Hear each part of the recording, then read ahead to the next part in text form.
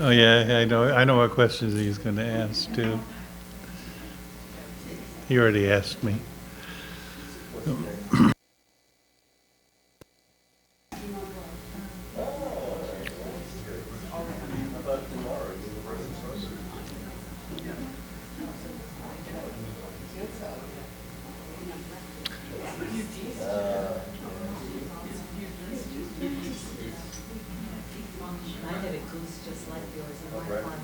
Did you?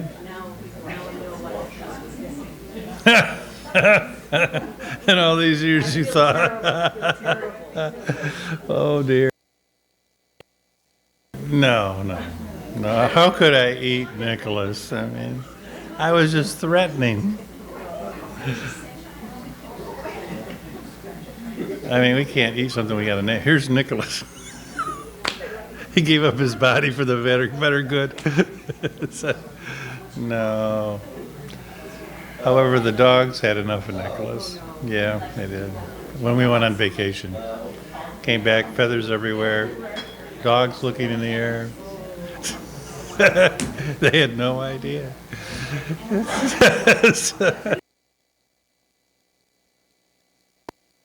I could see it all in my mind's eye.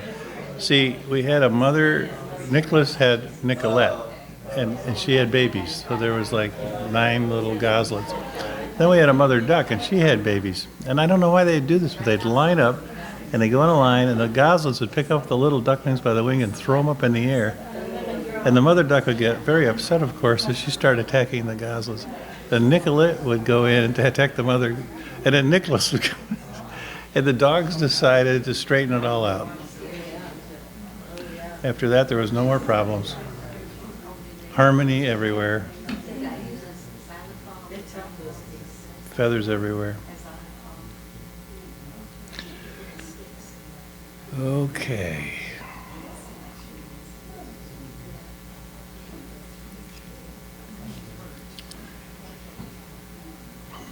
Okay. I'm waiting for the famous basket. Oh, good. I saw you put your contribution in.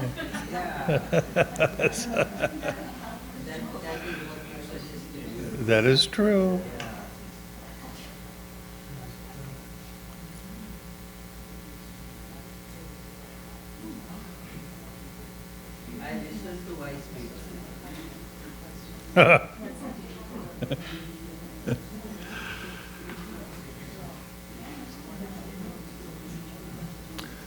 Why are you twirling them around? Will something is there a special one there that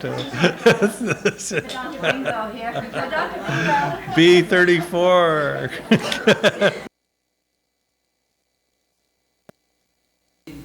Okay. I have never done anything like this before. Well, look at this, the very first one. What if 2 or more of our valuable resources are fighting with each other? Well, I guess I can't put that in there until I answer it, okay?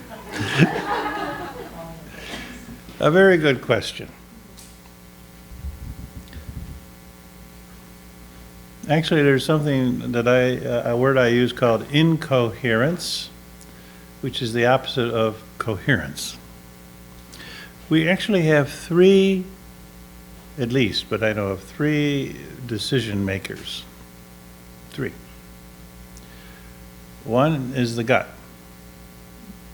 And I don't mean that in the normal sense of the word, like I'm hungry, but actually if you Google the second brain, you will come up with research done by an endocrinologist who shows that the gut makes some unilateral decisions not connected hierarchically to the spine or the brain. So that is proven chemically to be one of our decision makers. The second decision maker is up here. We call it our mind. I called it the rational mind today. The third decision maker is here. Today we call it the heart. So we have three decision makers: the heart, the mind, and the gut. And we know from our own life that they don't always say the same thing. For example, maybe if you can remember that far back when you were young and you were in love, but the mind said no, but you went anyway. Or maybe you came home one time when you were older and you were anxious and you decided to see what was in the refrigerator. And the heart and the mind said no, but you went anyway. So we know from our own personal experience, because I can give you examples that all of a sudden you will recognize, that there are three different voices, and they all may or may not agree. They might, and that is often the case, actually. And I call that a state of incoherence. Okay, so then the question is, how do we become coherent? And actually it's easier than you would imagine, although it's not exactly a lot of fun. So my method of becoming coherent is first to be present to my breath. Because the breath, in Sufism, the breath is called NAFS, interestingly enough. NAFS is also breath, and it also is ego. The breath permeates all of us, all of our being, the breath. So if you're working with your breath, you're actually working with everything else. And we can get to the place we talked about earlier today where you're present to the breath and you can get to the place where you feel vibration in your breath, energies, different energies, prana. And you can get to the place, if you've got to that feeling, where you can feel your electromagnetic field around your body pulsing. You have many different organs that generate electromagnetic fields and then around you, within you, and they respond to the vibration of the breath. The breath changes, the vibration in your electromagnetic field changes. And so your whole physiology changes. When I say heart, I told you earlier about the baby, the face of the baby, open, shows the, but then I said, because I did that because that's a very pleasant thing to contemplate, but then I talked about us, and I said our faces also show the condition of our heart. But it isn't just our face. Actually, what is a face? The Sufis often use that word face, and it's kind of a technical word, really. They talk about like the face of God, face. The face isn't just the physiology, but it's everything that comes through, all the information that animates the physiology, all the information that flows through. If someone gave you a picture of Himayat and said, would you be willing to pick him up at the airport? And you did. You had the picture, you went there, you saw this man, it looks like Himayat. Yes, it is. And they might even told you a few things about me, maybe not so complimentary. And then you decide to have a little tea and coffee with me, and we do, and we're talking. And all of a sudden, as we're talking, you think, well, his face keeps changing. It doesn't seem like the same person that I had initially in the photograph. That is true for all of us. So the face, I have been not only to the dying of friends, but also at their memorial. I've been asked sometimes to help with their memorial. That body, there's the face, but it's not the face. That is not the face of my friend. There's nothing of my face of my friend there. It's just the flesh. So then there's the atmosphere, your affect. Your affect. And your affect isn't just what comes through your face, but what comes through your atmosphere, or your total atmosphere. You know, you can walk in a room and people look at you and think he's quite despondent. Or they can think, I wonder why he looks so cheerful. Whatever. You know, so there's an atmosphere. You come into this room this morning, I came into this room, the room has an atmosphere. And the people have an atmosphere. So when I talk about the heart, I'm talking about all of that. The emotions, the faculty that we were working with all day, the affect, the face, everything. The mind is a very deep process as well. It isn't really just a rational, like a computer, a faculty. All of our psyche, what we call our psyche, and all the psychic forces, we can consider that all the domain of the mind. So there's a great vastness to the mind. In fact, Hazrat Khan said, when we leave this physical body, we live in our mind, the body that is our mind composes a body.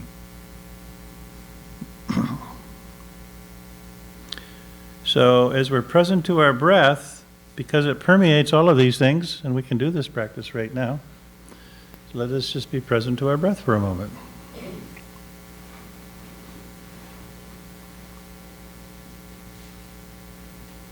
Again, it isn't like you boss your breath around, you let your breath illuminate you.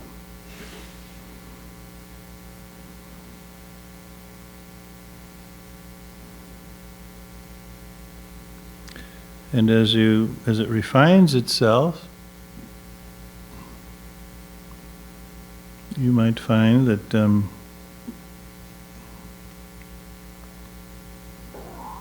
you actually can experience some vibration or vibrations, plural, in the breath. When you do that, it's just like somebody flips on a switch and you feel all this energy, all this power.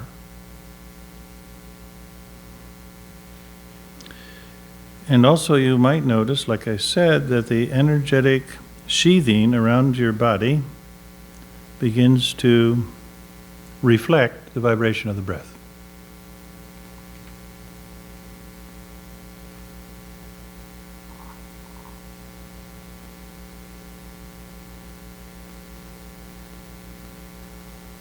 And you might even experience other physiological responses. Relaxation, increased blood flow. And then you can go back to your breath for a moment. Just be present to the breath, not to the physical body.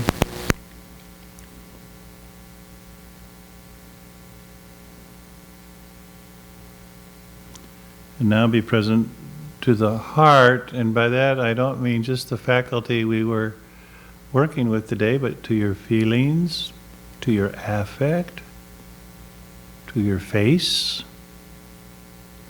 to that which was flowing through you.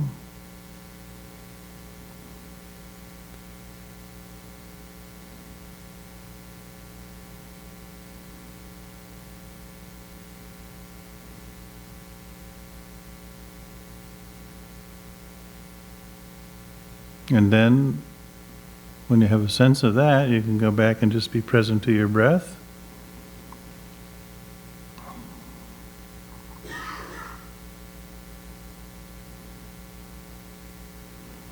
And now notice your mind. Your mind, the more you're present to your breath, your mind Hazrat Khan said, when the molecules of the mind lose their magnetism, the mind disperses. And so my comment on that is then the opposite must be equally true. When the molecules of the mind gain magnetism, they collect themselves and they become focused and clear. You know, when your mind disperses, you get all this snow, all these thoughts and all the stuff going on in your head. But as you're present to your breath, the thoughts slow down. You can still think, but I call it slow wave thinking. The Buddhists call a mind with no snow lucidity, clear mind.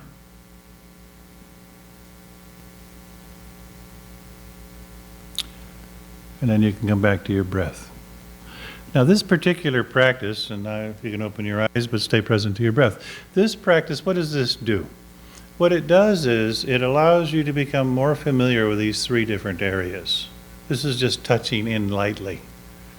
But if you're not familiar with the area, then you're not going to be likely to know who's speaking to you. So the first thing is to know who's speaking. I hope that made sense. Otherwise, you just hear a bunch of voices, so impulses or whatever. So it's good to know which one of these three is speaking.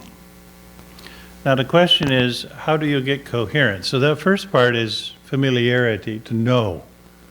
The second part is to hold. It's called alchemy. To hold. Now, actually, who's doing the holding? The big heart.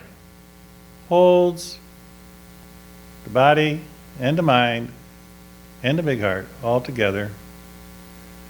And you hold until something emerges that is a response that all three agree on. And it becomes very clear. Okay, I call that, when all three agree, intentionality. You know, now I have strong intentionality. Everybody's with you. Now you will succeed. And that is that question. This is fun. It's kind of like a TV show or something. I always wanted one of those things, you know. I also like bingo.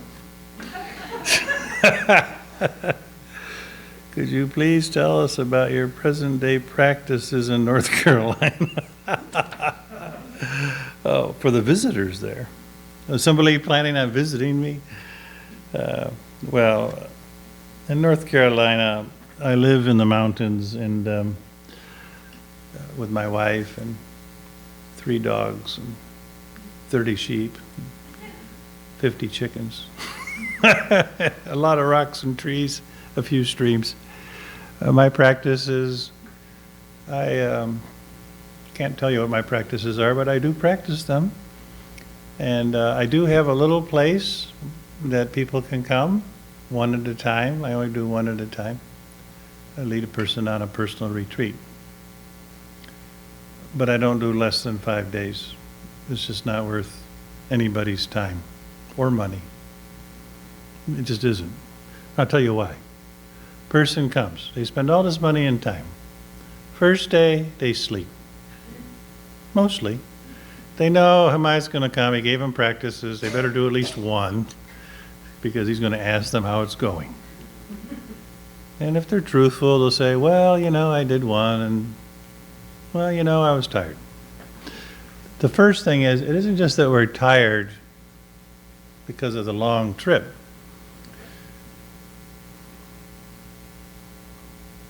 We have 2 nervous systems. We have a sympathetic nervous system, and we have a parasympathetic nervous system. The sympathetic nervous system is about stimulus and response. It is always busy, and these days busier than ever. And what do?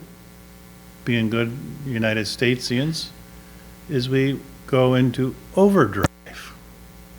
In other words, we ignore the sympathetic And we just keep stimulating.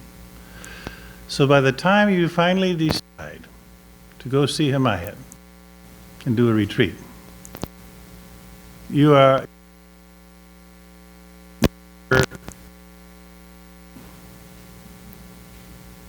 it is very hot. And it will take several days for it to cool down. You can ask anybody who's done a retreat with me, they will tell you. So that needs to cool down. And I have complete compassion about that. And just doing practices isn't going to. So it needs to be destimulated. So that's part of retreat. One time I met a Muni, M-U-N-I, a man who wouldn't talk, from a rishi from India. And but he had a little chalkboard. And somebody said to him, I forget the question, it was a long time ago, but it was something like, what was it like when you first became a Muni? Something like that. He said, it took 3 years to get rid of the anger. And then someone naturally said, well, what were you angry about? And he said, it's the human condition. So we override so many things. We get so used to being angry. We get so used to being tired. We get so used to being inflamed that it is normal. Normal. And so normal, we don't even see it. And then you go and spend lots of money and time to go to a retreat. And for some strange reason, you're shocked to find out that you're hyperinflamed. So it's like all this stuff needs to come out. So it needs more than 3 days, so a retreat. You want to get it cleared out as much as you can. Then you start doing practices, and then the practice is what I have seen myself, and I've been doing this for, well, since 1979, is that around the 4th day, 5th day, well, one person, it was the 10th day, but anyway, all of a sudden there's a breakthrough. So all of a sudden there's a feeling. It isn't just fatigue. And there's a what the Sufis call a rouge, an upwelling of spirit. And that's wonderful to experience. You think, now I'm getting somewhere. But that is just the beginning. So then all of a sudden it's like a pond. And it clears one level, and then something else comes. I'm not even sure I'm answering the question. Oh yeah, I am. So that is what I do. You know, when I'm not, I have an online class, and that takes me usually 2 days a week, and then to prepare for that, and then I have retreatants, and I take care of my sheep. And now I have to go home and take care of my dogs because they got into trouble. They're always getting into trouble. But one thing I learned is that animals have personalities, just like people. It's the most amazing thing. Real personalities. Now, the difference between an animal and a person, theoretically, is that a person can cultivate their personality, according to Hazarnaya Khan, whereas my dogs could care less. What you see is what you get.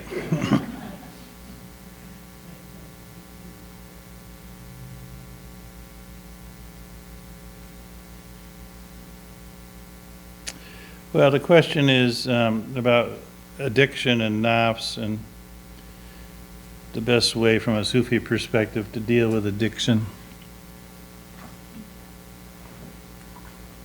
I mentioned this very briefly, albeit obliquely, earlier. The cause of addiction is felt insufficiency. We all, if we're truthful, feel insufficient.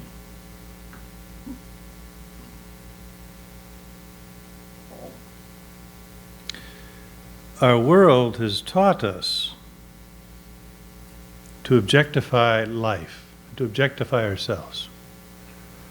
So naturally, when we feel a hole inside ourselves, we try to fill it with an object of some sort. That object could be a chemical. That object could be, well, food, which is a chemical. It could be variants of chemicals. It could be drugs. It could be alcohol, which is a drug. It could be sex. It could be power. It could be 2 Lamborghinis and 3 houses. Anything, you know. And what we find is after we have all of these objects is that we are still hungry. We still are empty. And I mentioned that this is natural and that this is actually a way to orient us to that which is all-sufficient. The Al-Anon or AA talks about a God-sized hole, which is only God could fill that God-sized hole. There was a Sufi Al-Ghazali back in the 12th century, and he talked about depression, which is not the same thing, but it alludes to the same thing. And he said, and he called it melancholy, which is what they called depression in his day. And he said the person who suffers goes to a physician, and the physician says it's an imbalance in the humors. And they go to a physicist, and he says it's the moisture in the air. And they go to an astronomer, and they say it's the configuration of the stars. And he said each, according to the circumference of their science, is correct. However, has anyone ever considered that each of these sciences is like an island in an ocean of beingness? And that this ailment is like a cord of love meant to draw the one who suffers closer to the beloved. So the Sufis see our distress, our ailments, our suffering as potential doorways to greater realms of being. And we're also extremely aware that the same fire that can cook a food and make it digestible, if it burns too hot, it can just burn it and make it totally indigestible. That's a paraphrase from Hazrat Khan. This is the last one.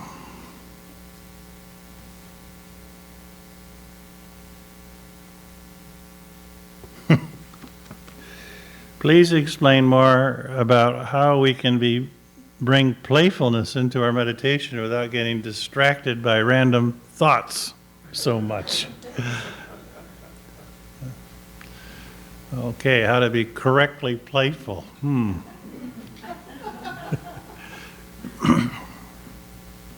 Well, there does need to be a certain amount of judiciousness in everything, including play. There needs to be, it's wonderful when play can lead to a constructive result of some sort, even if that's just pleasure.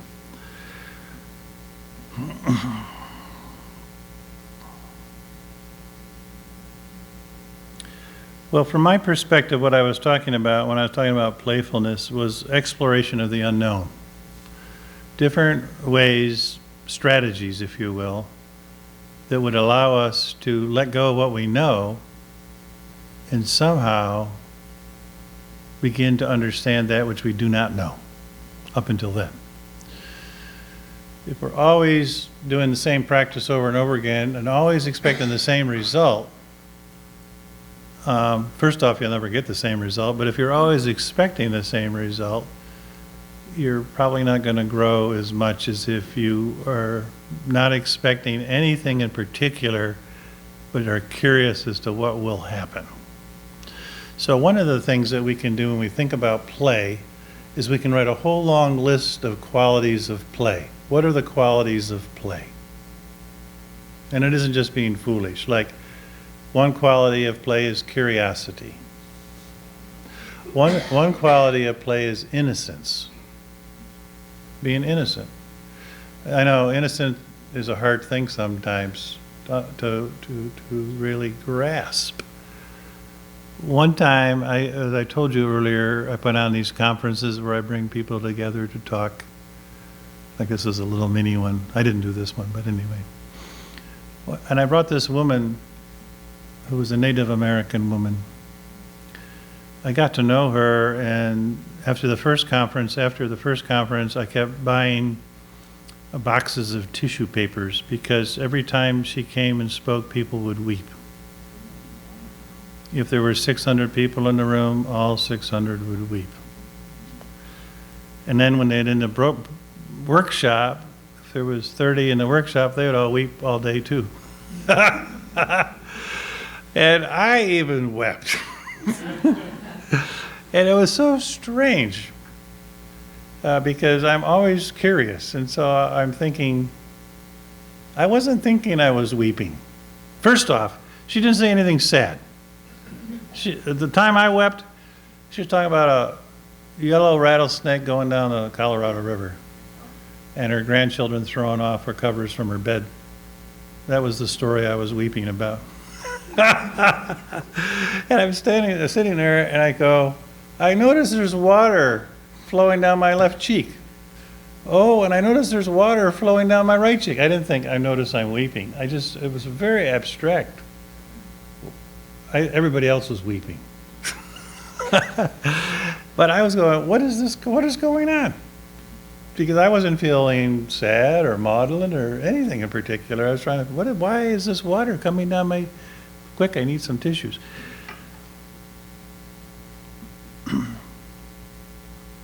And then I went into a reverie, and I was like a little boy. I remember being a little boy in the woods under a tree, and there were leaves, and I was pulling the leaves away, and this water came out. And I said, oh, innocence. Innocence. She has led us back to innocence. That is why we are weeping. So I invited her several times, and I bought lots of Scott Kleenexes, because I thought it was a wonderful art on her part. And I don't even think she did it on purpose. She just was, some souls activate other souls through their being. She was just so innocent. So there is a state of innocence in play. Innocence. There's a sense of losing time and space in play.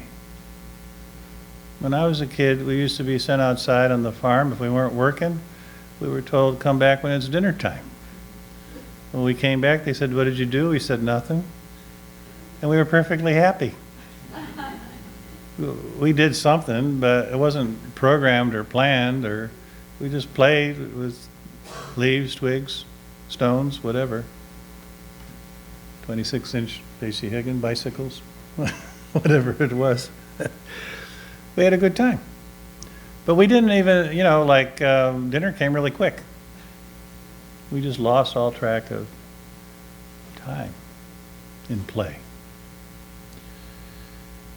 Things become alive in play. There's creativity in play.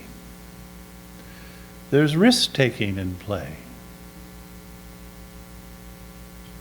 There's all kinds of qualities that come to bear when we play. So you could bring those first. So like I said earlier, you want to know the three voices that are giving you ideas? Become familiar with them. Then you know who's speaking. You want to know what play is like? Because you maybe forgot. Go through and feel the qualities of play. Re-experience those qualities in your own self. And then say, where do I experience these qualities in my meditation? Where am I fearless in my meditation? Where am I curious in my meditation? Where am I creative in my imaginative and creative in my meditation? Where am I collaborating with another in my meditation, and so forth? When am I taking a risk in my meditation? I know that may not make much sense because you get all these rules.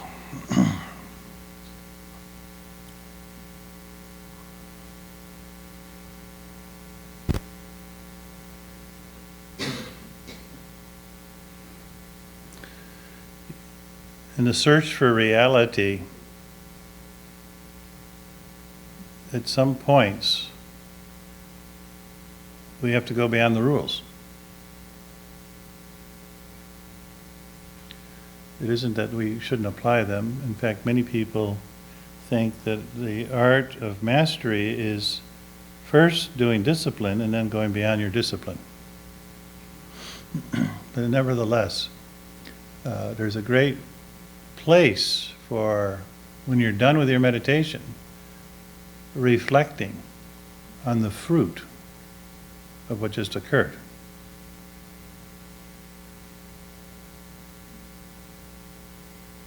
Otherwise, I don't know what we will have gained. So that is where I see play in a way of exploration, a way of allowing mystery,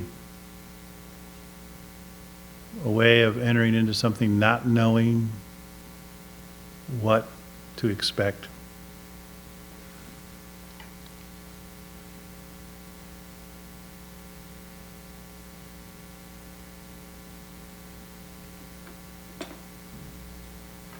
The bucket is empty. Any other questions before we close? Or any comments? Yes? I saw in your flyer about you that you studied with Sufi Sam, and I wonder if you could just say something about him, about his life quickly. I don't know if you have a story or anything. I've read all the books and all the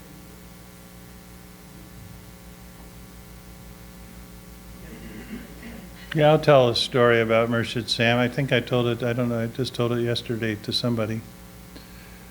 So there was this man who came to be initiated by Sam Lewis. In Sufism, you get initiated by a teacher, it's a big deal. So this young man knocks on the door, and one of Sam Lewis's students opens the door, who was his secretary, and in those days fairly abrupt. And he said, "What do you want?" And the young guy said, "Well, I have an appointment to be initiated by Murshid Sam." "Well, he's taking a nap." "Well, what do I do?" "Wait here." Trump, trump, trump. Murshid Sam comes out, he's putting his shirt and his pants, getting his glasses on, getting his hair back. He initiates the guy. Now, in those days, Murshid Sam, after he initiated somebody, had a little cup of apricot juice. And he'd say, "Take this and drink it and know God's love for you." So his student, who I won't name, came up to him and whispered in his ear, "We don't have any apricot juice." So Murshid Sam gave the cup to the new initiated student and said, "Drink this and know God's love for you." And the student looked in, he said, "But it's empty."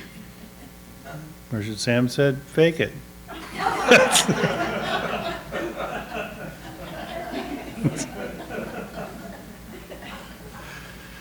There's a story.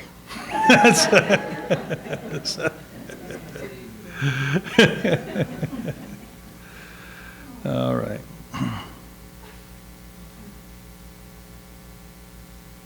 Well, if you don't have a question, I have a question of you.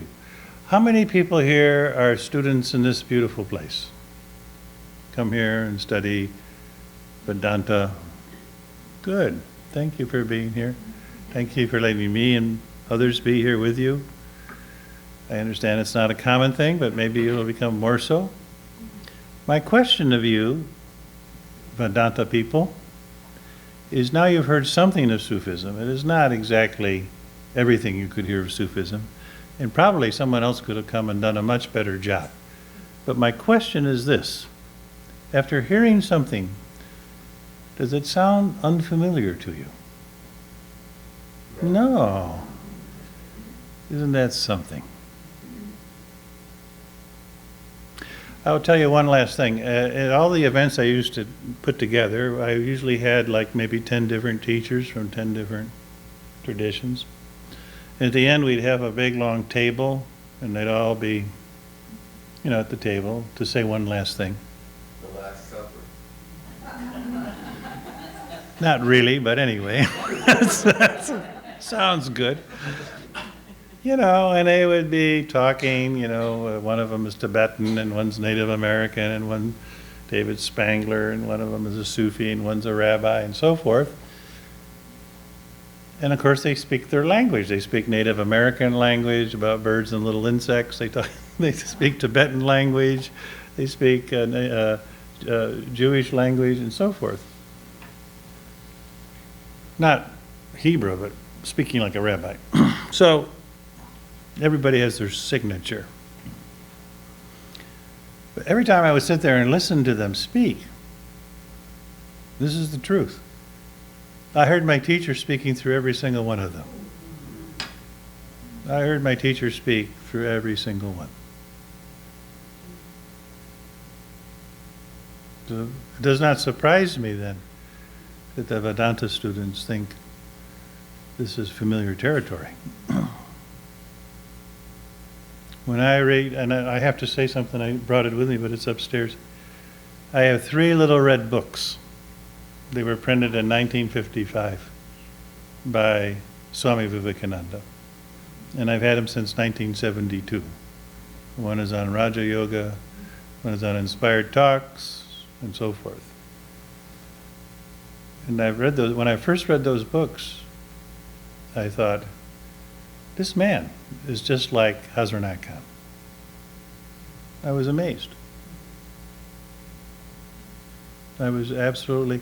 It wasn't just that it was one voice speaking through the two people, two different people, but they came from the same culture. They both were musicians of a classical nature, very sensitive souls. Both of them came at the behest of their teacher and spoke, brought a message, the same message, the message of universal family, of all religions and all people on the planet, and almost the same time.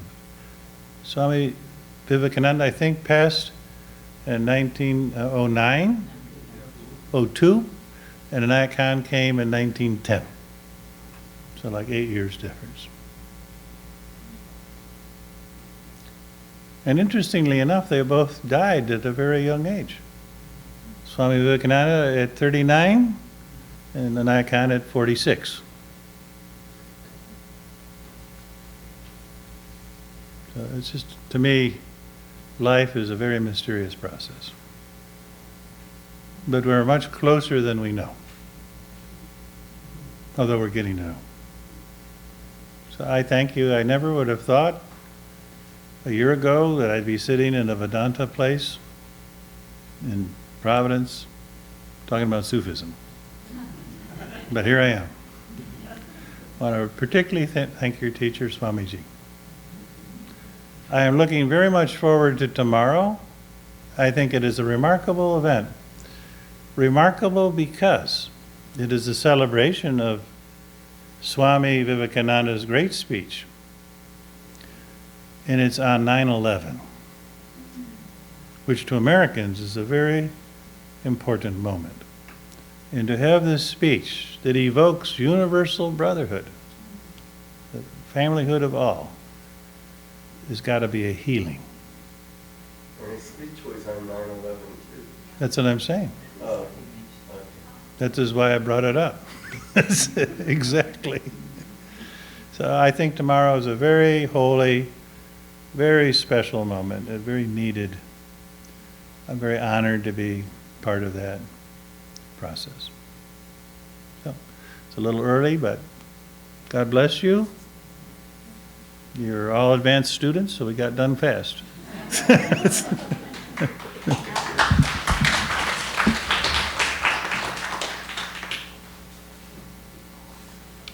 Actually, it was supposed to end at 4. Oh. Oh, well, you're not Well, an okay. advanced student. Hello.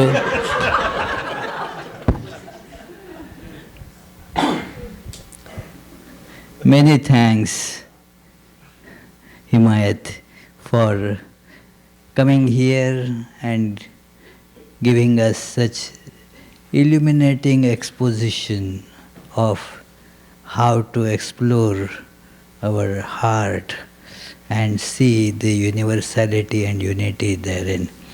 You have the gift of a very rare type, talking less but illuminating more.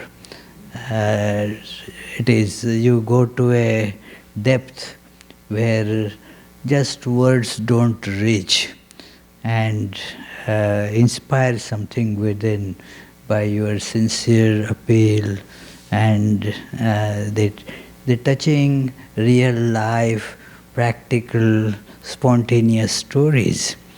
And well, I can't express how grateful I am to you for coming over here and giving us this retreat. Tomorrow, as he told, that he will be speaking again, but there will be some other speakers as well from different traditions. This is an annual interfaith event that we hold that goes under this title Universal Brotherhood Day. So please come for that too. With that, our regular sessions begin, and that is why it begins with an interfaith gathering, because one of the important aspects of Swami Vivekananda's work and Sri Ramakrishna's work was to show that how and where all religions harmonize. We don't say that all religions are same. No, they are not same. They have variety, and that is why it is all an interesting thing. That there are so many different recipes, so many things, different things are served.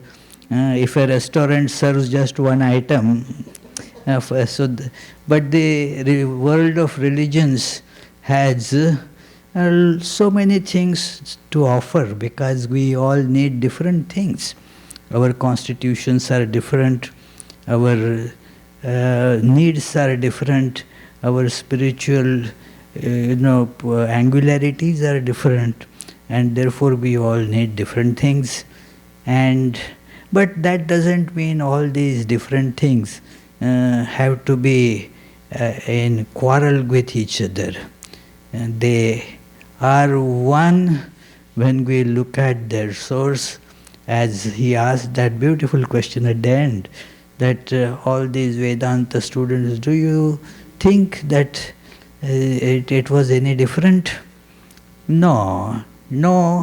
Yes, it was different so far as the certain terms that he used, like jikr, hadith. These are the words that we don't hear spoken of in Vedanta, but exactly parallel things are spoken of. So the words, the terminology, that is where the differences are. But otherwise, essentially it is same. Sri Ramakrishna used to say that when what he mentioned, all great teachers were telling the same thing at the table there. Sri Ramakrishna used to say that, look, they say the same thing like all jackals howl. They howl in the same tone. So it is that is how all these great teachers tell the same thing. As we begin our session, regular session after the summer break, many programs will be happening. As usual, you have the schedule. Next Sunday, not tomorrow, next Sunday, There will be the regular Sunday service, and the topic of discussion is Truth Liberates. And after that there will be a Veena concert.